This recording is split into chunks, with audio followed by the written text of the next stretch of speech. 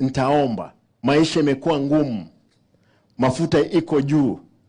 Dola imeenda juu. Mambo sio mazuri. Tuombee serikali kuu na serikali ya ugatuzi, tuone vile maisha ya wananchi itakuwa njema. Hilo ndio naomba tafadhali. Hii nchi hakuna mtu ambaye atakuja kuisaidia. Sisi wenyewe ndio tutafanya nini? Uamuzi kusaidia nchi yetu. Kwa hayo mengi nikubalie nimkaribishe Her Excellency the Second Lady of this country, Mama Daktari Dorcas Rigathi, atusalimie. Karibisha yeye.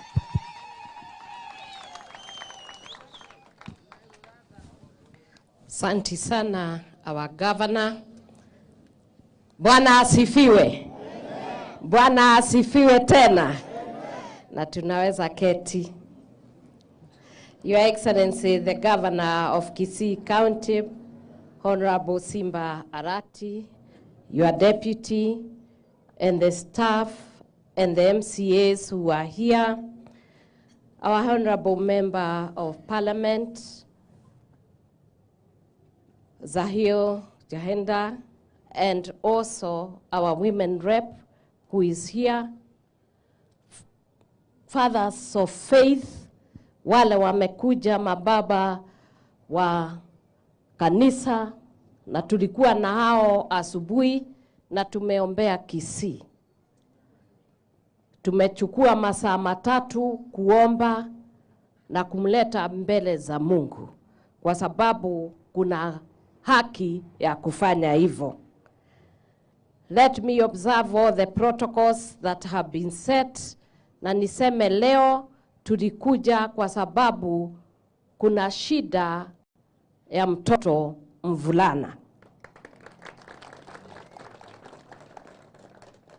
Your Excellency the Governor, hawa wavulana mnaona ndio wale ambao wamebeba mbegu.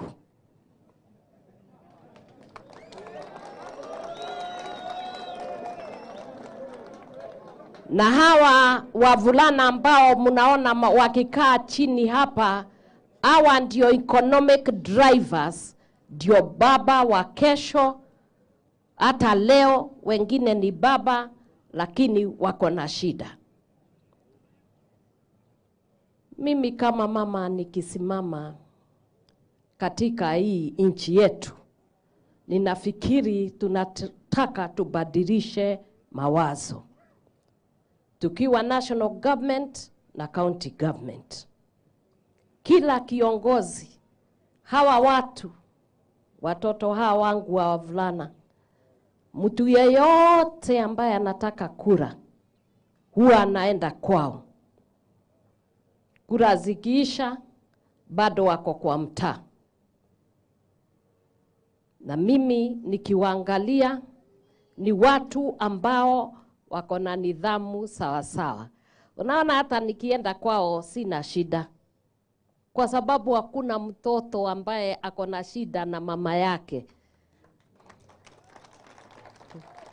Wengi walikuwa wananiuliza, utaingia den ya watu wanakunywa bangi, watu wanajiduga na madawa, uingie namna gani? Nikawaambia mama akiingia, watoto hawana shida na mama, na mimi naenda kuwapenda na kuwatoa huko.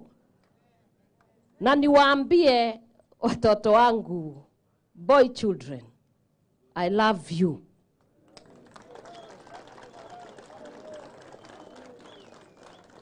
And I'm thinking you are the best we have. Nyinyi ndio wale ambao muko brilliant. Mungu anawapenda sana. Na kona mpango juu yenu.